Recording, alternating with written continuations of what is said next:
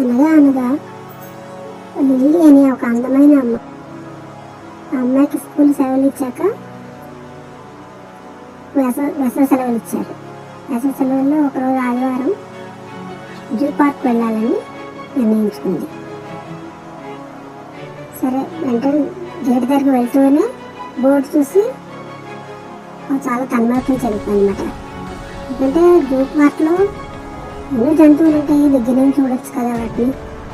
అందుకని వెళ్తుందన్నమాట ఎంతో హ్యాపీగా.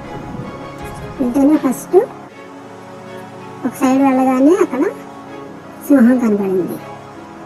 అక్కడ సింహాలు, అక్కడ బోర్డు సింహాలు ఉన్నాయి, అవన్నీ చూసింది.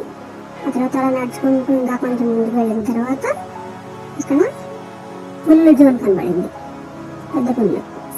ఆ పెద్ద పుల్లు అన్నీ చూసుకుంటూ మళ్ళీ అలా ముందుకు వెళ్ళింది. ఆ తర్వాత అక్కడ